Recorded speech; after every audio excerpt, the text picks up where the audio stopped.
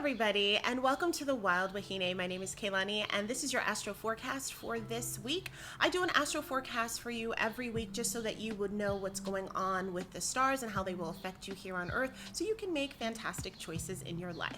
I have a little bird outside who's going to be just, in the background with some natural music probably this whole video, but that's just the way it is. Let's jump in as we have a lot of aspects and things like that we have to talk about. So first we're starting with a sign change. Venus is moving into the sign of Virgo. That is happening on the 21st. So Venus will be in fall in Virgo.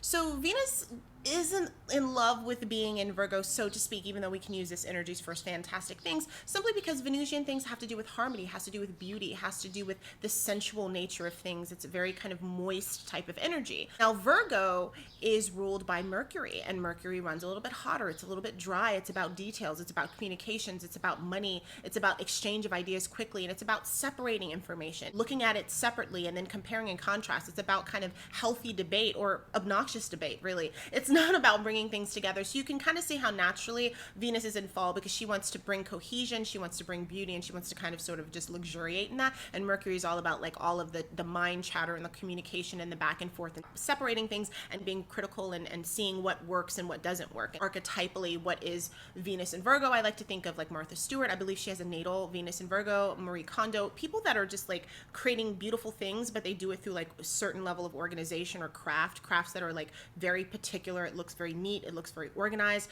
This is a master herbalist. This is a person who makes face masks and like body lotions out of like natural oils and things like that. That is very like Virgo-esque, like Virgo a lot of times has to do with the health and of the body. It's an earth sign. So it's about like what you're eating and is it nourishing to your body. And that's the vegan chef, the health practitioner. That could be a private trainer, somebody who like works with you, or your private yoga teachers. So it's definitely has a lot more of a like analytical mind to it. This is the person who's your virtual assistant, who's like organizing your emails. So this is your social media manager, the person who organizes all your social media. It looks beautiful. It looks perfect. They're doing your marketing. They're, connecting you to all of your people. So Venusian things, or all things that have to do with Venusian things, which has to do with our relationships and the way that we see beauty and the way that we express beauty and our creativity, a lot of that is going to feel more practical. It's going to be more grounded. It's going to be about taking care of the details instead of just kind of letting things go. Venus in Virgo is going to be opposing Jupiter retrograde in Pisces. This is going to be happening the 19th through the 24th,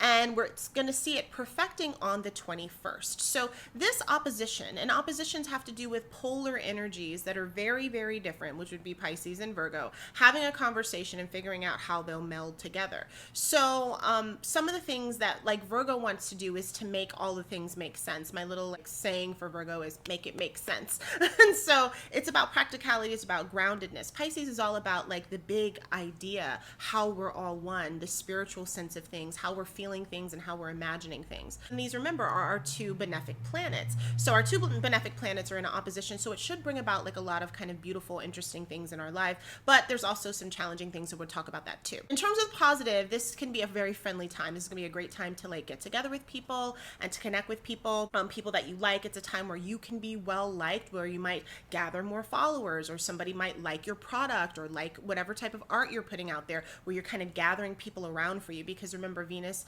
and Jupiter both have this way of making things bigger and bringing things in and making them bigger. It's a great time to vacation. It's a really good time for socialization and other activities with other groups of people. Of course, make sure that you're doing it in a safe way. It's a time that you might have extra money, you might have extra time to shop for things, to buy beautiful things, to do things for yourself that feel good. A romantic time, it could be a time for beauty. It can be a time where you're really connected to things that are beautiful, beautifying your body or getting a haircut, or adding extensions, really, because like Jupiter is all about like making more of something as opposed to kind of sort of taking it down. But we do have Venus in Virgo, which would be like a person who gives a really great haircut, right? So it could be partaking in or just watching the arts or having something to do with artistic things. It could be about traveling. It can be about weddings. It can be about large celebrations, first birthdays, birthday parties, all of those types of things fall underneath that. Now, with things that are challenging with this particular aspect, really has to do when Venus and Jupiter get together, that it's just way too much of a good thing. It's like that party that ended up being a 3-day party, and it's like a bender, and you come back and you're like, I don't remember anything because I was so messed up. Like that, like the hangover, the overindulgence in the things that feel good to the point where it's not good, you know, overeating over everything that feels good. You guys know what I'm talking about. It can be a little messy. It can be about like being a little sloppy, you know, not really paying attention to the details, just letting things go and not caring. It's kind of like reminds me of the person that goes up to the bar and they're like, okay, put it on my tab. And then, you know, at the end of the night, everybody put everything on. You're buying rounds and rounds, and then your bar tab is like thousands of dollars, and you're like, wow, that was not what I expected. I was just supposed to buy the first round. Nope, it's all of the rounds. So you just want to be careful of that during this time. It can be difficulty like kind of focusing on work things or things that are specific that you're supposed to do. You just want to focus on like everything else and all the things that are fun. So it might be really hard to focus on the things that you have to do. Also be just focusing a lot on the cosmetic beauty of things. It could be where people want to get some body modification things going on for them. So just want to be careful because again, things are going to be bigger. So whatever modifications you want, just make sure you're walking in with exactly what you want, because you know the possibility of it being bigger or for you having more of whatever that thing is greater with this particular transit. So just you want to pay attention to the details, even though you're just going to be like, do whatever you want. No, pay attention to the details. The sun is going to be in the sign of Leo, and this is happening on the 22nd. The sun is at home here in Leo. It's about the ego. It's about like being egotistical and also having a really good, healthy ego. It's child energy. It's the energy of that like childlike joy and play, manifesting things through play. It's about clear seeing, and you know, when the sun shines on something, you see things for as they really are. Things are very clear, and the mind is clear, so you're able to activate on it, because when you have a clear mind, you can activate, you can move forward because you see where you're going. It's about taking center stage. It's about allowing the light to shine on you and also shining the light on others. It's about, you know, having an audience and feeling that you're important enough to have an audience in something that you're saying. It's leadership. It's fixed fire energy, you know, so it's manifesting, it's creating things and putting them out into the world. It's a really great time for those who are creative. If you've been sitting on something, if you've been hiding something, you've been wondering when is a good time to bring it out, this might be a really beautiful time for you to bring it out for everybody to see and to kind of like take your place as a person who's a creator. It also can be about excessiveness. It also can be about incredible selfishness, and it can be very tunnel thinking, my way or the highway too. So we'll get into that with the other video, but just like a little bit of an overview. So that's going to be important because that's going to be attached to our full moon in Aquarius that's happening this week, and that's happening on the 23rd. So when we have a full moon, we have the sun and the moon in opposition. So the sun will be in the sign of Leo and the moon will be in the sign of Aquarius. So full moons essentially are a time where a lot of times we're releasing something. We planted a seed during the new moon. That would be the new moon in Cancer that happened, and now we're cultivating that. It could be a time where we planted the seed and it's growing, but we're like, oh, we need to adjust things because this isn't exactly what I want, or oh, this is good, more of that thing. So it's a time we're kind of taking a look at things and we're assessing it, and we're taking some action on something, or we're shifting something for it to work. Now with the opposition of Leo, which is kind of all eyes on me, and Aquarian, which is I'm going to kind of sort of do my own thing while I'm also part of the situation, it can feel a little cooler. You know, Aquarius is ruled by Saturn, and this is Saturn in its masculine form. Leo is ruled by the sun. So this is a masculine, you know, opposition in a sense. So what is it in terms of where you're shining the light right now with this full moon in Aquarius? You know, how are you networking? How are you reaching out to your community? How are you finding your individuality within the group? Are you losing your sense of self because you're so busy taking care of the group or managing the group or being a leader for the group? Like, at what point can you step away from that and maintain your sense of self as well as being part of the group? And these are all kind of the questions that we're asking at this time. And we're going to be talking about this on my Clubhouse this Wednesday, as we do every Wednesday. We're going to be discussing more detail and going through birth charts. So if you're interested and you want to get your horoscope, definitely come to Clubhouse. And this is, I think, where the big focus is going to be happening for this week, essentially, is Mercury. You know, we're back in, you know, with Mercury making these aspects that's very similar to the aspects that the sun made last week. So whatever you were feeling over the weekend and kind of the latter part of last week, that's what you're going to be feeling kind of moving forward. And except for it's going to be your mind. So if you're already starting to feel a little buzzy, if you're already starting to feel a little confused, you're just like the rest of us as Mercury's going through this particular transit. So Mercury's in Cancer, it's trining Neptune in Pisces, which is also retrograde. That's going to be the 21st through the 26th that we'll feel it. It is perfecting on the 24th. And so this is just muddy communication. And communication communication and exchange of information, exchange of ideals, exchange of money, all of those types of things just being very, very muddy and being unclear. There's ways that we can use the energy in a way that's positive, which I'm going to talk about, and then there's just the part of it that's like, ugh. So, positive parts about this. It's a great time to put your intuition to use and to be really practical about what you want to do. It's a great time for writers. As I've always said, whenever Mercury is having conversations with Neptune, that is the place where you can create your magnum opus, where you're writing your fantasy novel, all of that type of stuff, or just a creative way of getting yourself out of the rut, you know, a creative way of coming up with something new for your business. So this is really a heavy creative time. Trying to do practical, detail-oriented, back-end systems type work is going to be a little bit challenging because, you know, it's big picture time right now. And it's kind of, you know, more focused on the creative. That's where it's going to be a good time to use this energy. It's about esoteric thought, about spirituality, about any and all of those things, especially things that have to do with archetypal imagery.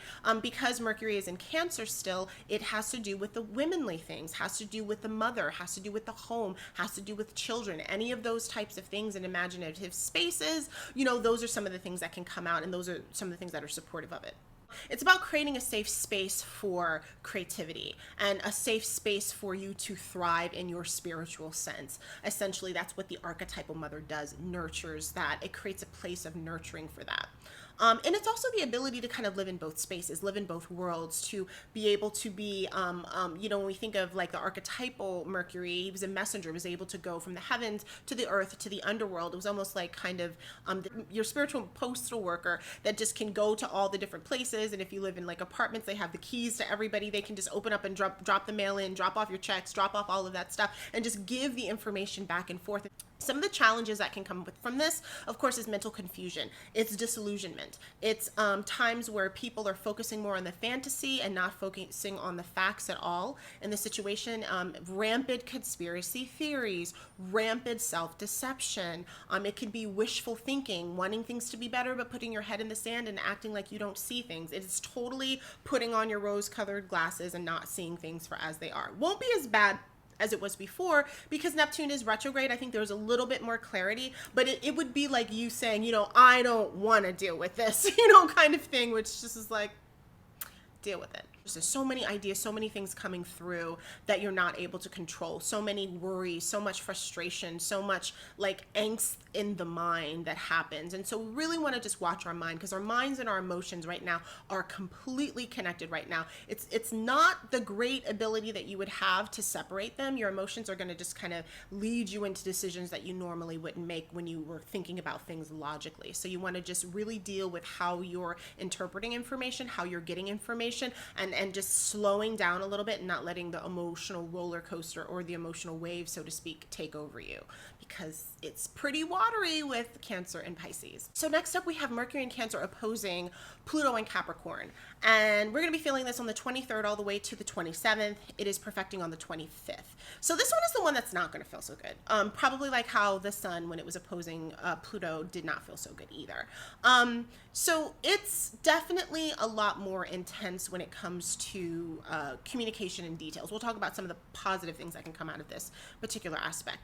It is a desire and a willingness to sniff out the truth, to uncover things. You know, whenever we're dealing with Pluto, it's transformative, but it's also things that were hidden, things that were underground, things that were, you know, put in the back recesses of your mind. It is places where you know, childhood things maybe that were said to you, ways that kind of sort of broke down your sense of self-worth, or even it could be past relationships. It can be an old teacher, you know. A lot of these things have to do with, you know, Mercury being in Cancer, what was spoken to you potentially by your family or by groups who you felt like were your family. It could be a work group, any kind of group of folks or network of people who you would consider family. Things that people said, like in the back of your mind, therefore you're making choices and decisions that are kind of not necessarily in alignment with what's best for you, dealing with all those kinds of things. It can be hidden information that has to do with Cancerian things, which has to do with the home, which has to do with women, which has to do with children, and has to do with safety. So there are things that could cause pain, but also you can find transformation in that. So it's the uncovering of information that's really painful, but it totally sets you in a new place and a new direction in your life in terms of where you want to go. It could be communication with the shadowy side of life, shadowy power, with hidden politics. You know, whenever Pluto is coming up, and the USA just had a Pluto return, a lot of times that has to do with government, that has to do with agencies, things that we just don't see. People that are in power, or people that are in power over you, or family members, quite honestly, making deals and kind of doing things that might be a little bit like shady, that you don't really have all of the information on. So, and that was a positive. The challenges with this is just mental tension, obsessiveness, just difficult communication, arguments that can uncover things that are painful, people saying things that are mean, people communicating in a way that are mean, people doing things, people plotting against you in a mean way. I mean, this really feels like a watch your back kind of thing, especially because it's mercurial. Now remember, it is words, right? It's words, it's things that they do. It's not necessarily actions against your body. You know, like Mars, I'd be like, okay guys, really be careful. But this is like words and thoughts and plotting. These are things that can still hurt you, but it's more about like the circumstance. It's more about like trying to create a space where things are shadowy, where it's trying to confuse you. It's trying to kind of sort of mentally break you down, like that kind of energy. So that's why you want to just have eyes open and be really aware, because this could be coming from institutions that you might maybe don't see, or institutions of power. And this also can be coming from family. It can be coming from people that you trust. It could be the information that was told to you, like I mentioned before, as a child, that you have looping in your head, which causes you to self-destruct and make bad choices because you can't get over the things that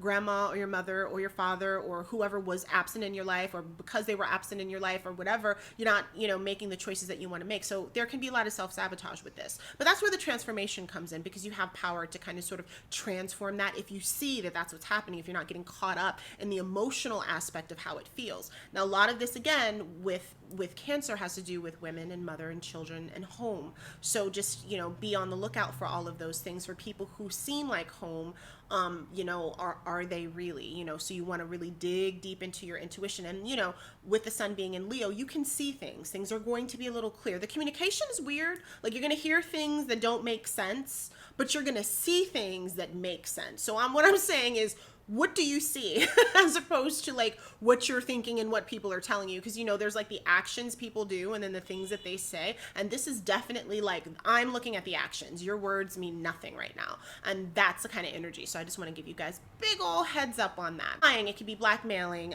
It could be heavy propaganda. It could be holding uncomfortable secrets because it's just not appropriate to say it.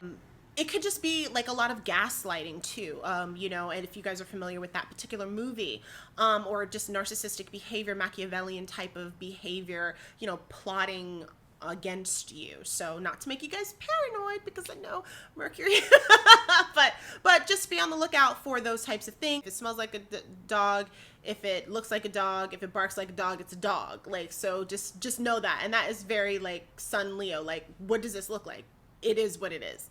So anyway, I just want to thank you guys so much for joining. I know that was a ton of information. I hope you can use this. You know, we have a big energy week ahead of us. I just wanted to say, if you have questions about details about some of these things, I am on Instagram. I post a lot of information where I kind of break down these ideas a little bit more. So follow me on Instagram at _wild_wahine.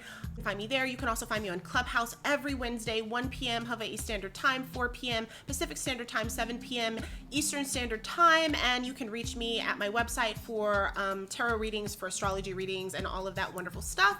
www.thewildwahine.as.me. Thanks again so much. Make sure you subscribe and like this video and share the video if you found it useful for you. And I will see you next week. Aloha.